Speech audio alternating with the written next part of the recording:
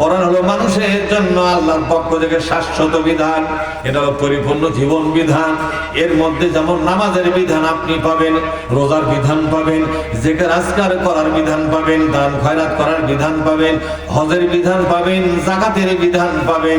ঠিক তেমনি এই কোরআনের ভিতরে আপনার ব্যক্তি, পরিবার, সমাজ এবং রাষ্ট্র পরিচালনার জন্য যতগুলো বিধান দরকার সবগুলো বিধান আল্লাহ পাক কোরআনে সন্নিবেশিত করেছেন এবং বলেছেন, কোন বান্দা যদি আমার কোরআনটা মেনে নেয়, আমি আল্লাহ কথা দিলাম ওই বান্দার ইহকাল এবং পরকালের মর্যাদা, সম্মান আমি আল্লাহ নিজ হাতে তাকে দান করে দিব। জোরে বলুন সুবহানাল্লাহ।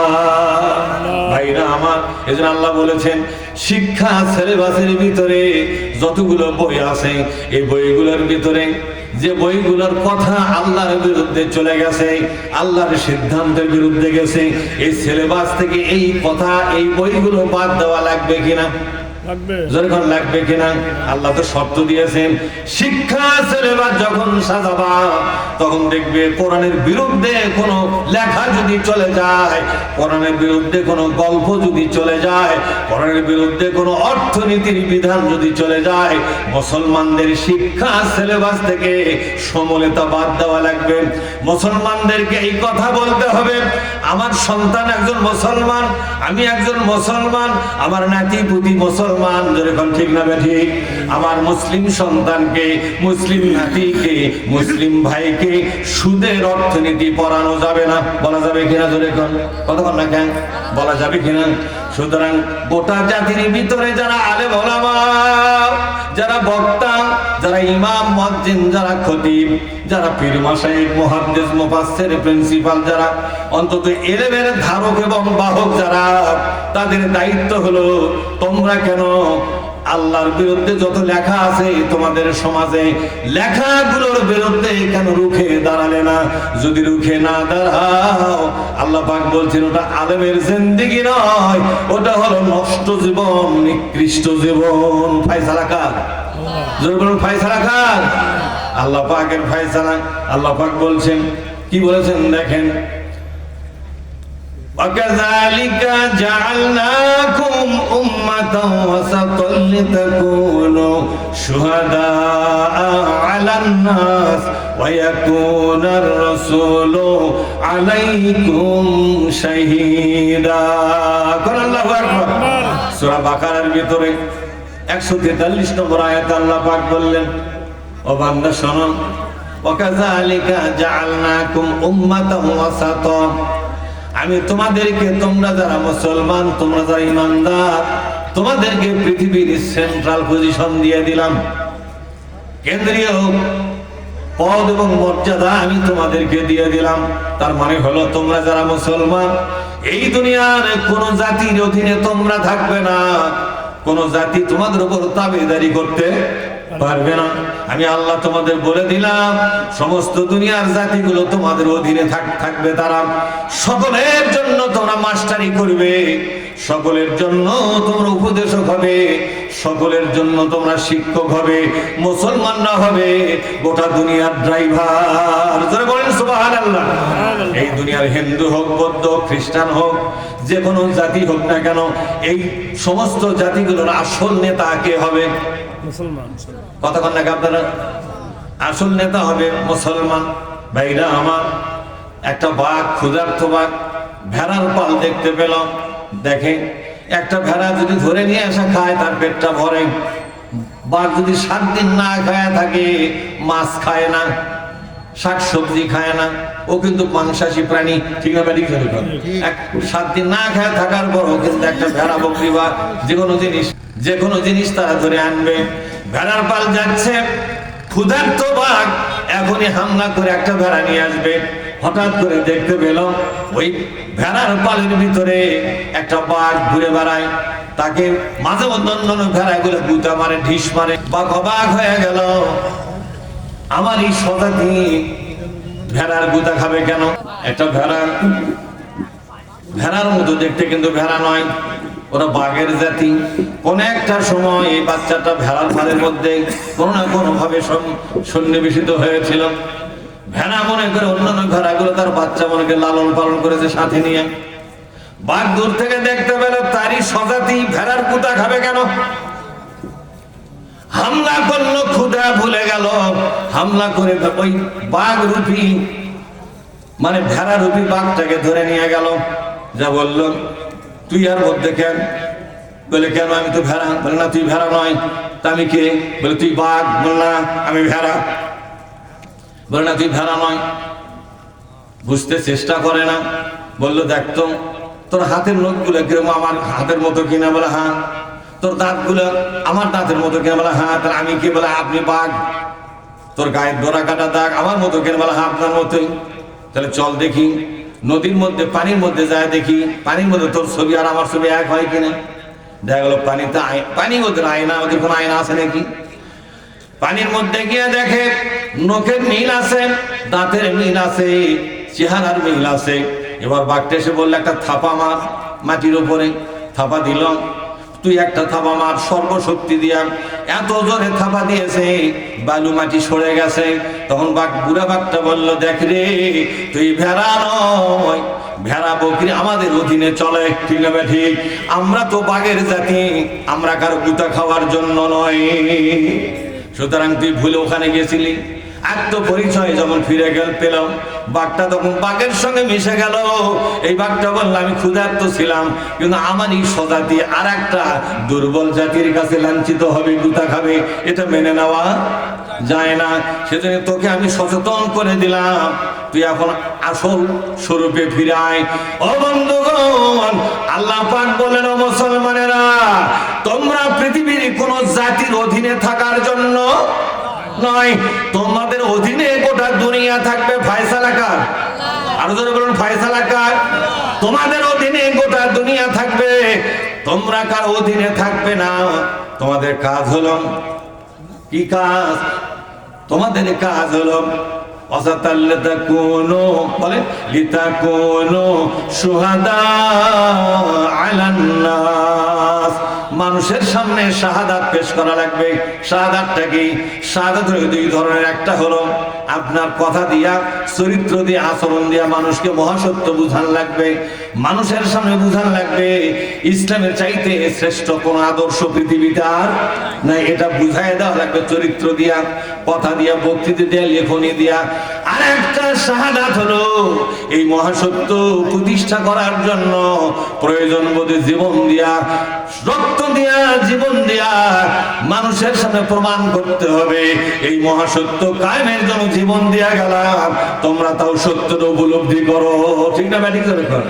সাহাবাগণ জীবন দিয়ে গেছেন, অনেক নবী রাসূলগণ জীবন দিয়ে গেছেন ইসলামের জন্য। আজ একদল মর্দে মুজাহিদ জীবন দিচ্ছে কিনা জোরে কর। ভাইরা আমার, একটা জাতির সামনে একদল লোক জীবন দেয় হাসি মুখে, হাসি মুখে মৃত্যু মেনে নেয়, হত্যা মেনে নেয়, হাসি মুখে নির্যাতন মেনে নেয়। এই জাতি চোখ দিয়া দেখে, রিয়েলাইজ করে না, উপলব্ধি করে না এরা কেন জীবন দেয়, ঠিক না? ব্যাটিং জোরে কর। আল্লাহ পাক কি বলেছেন?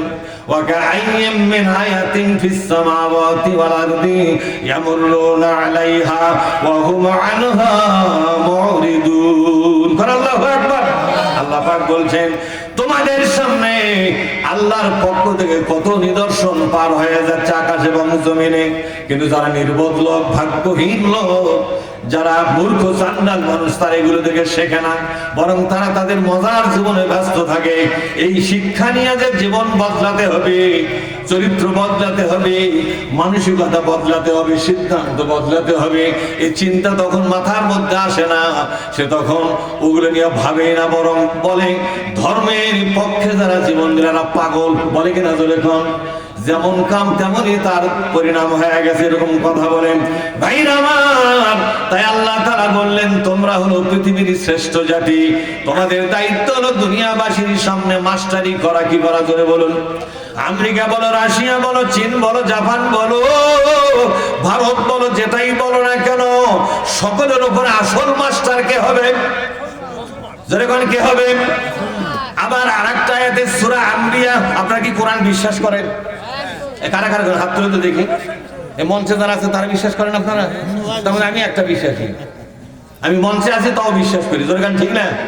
মঞ্চের লোকের জন্য কোরআন আর আপনাদের জন্য কোরআন না, এরকম কি? সবার জন্য কোরআন কিনা?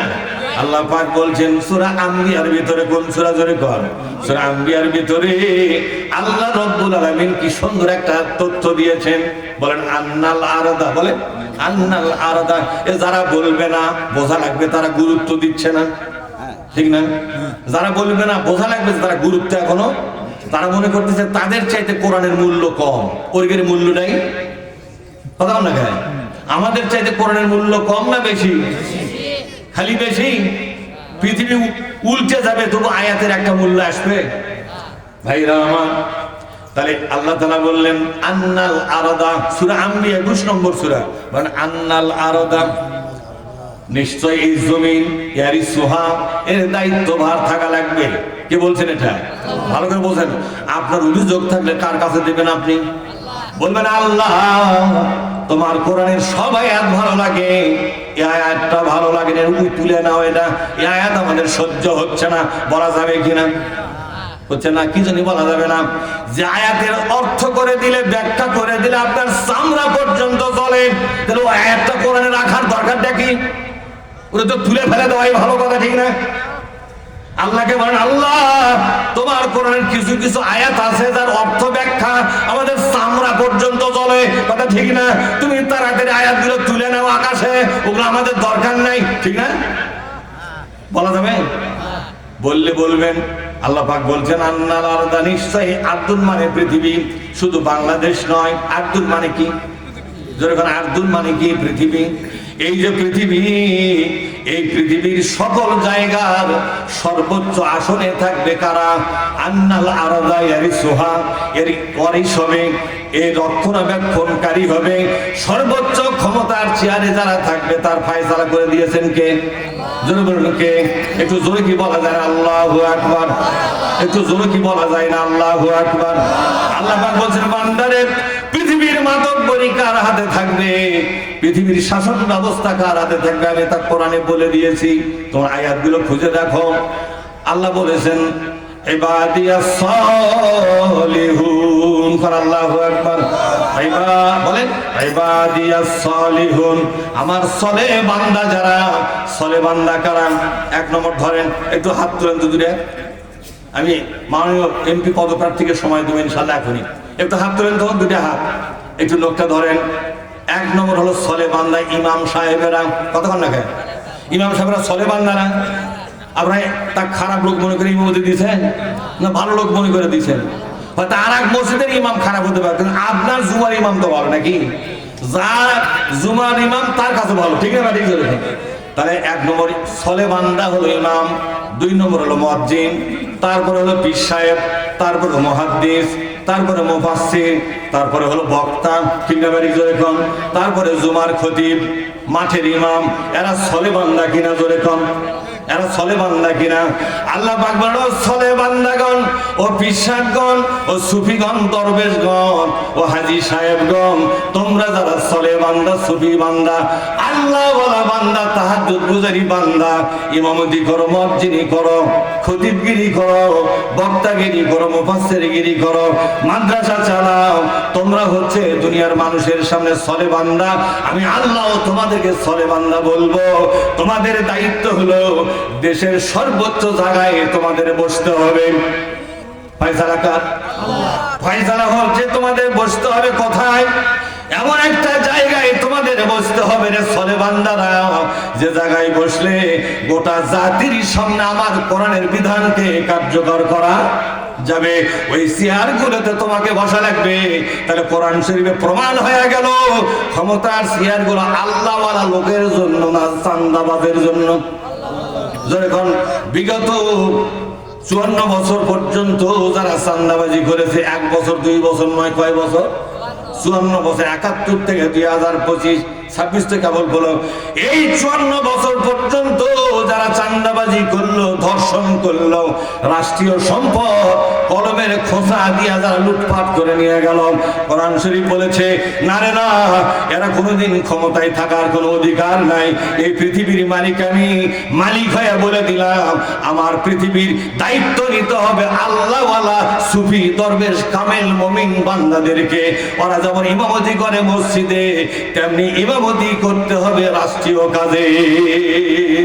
যেন বলেন না সুবহানাল্লাহ।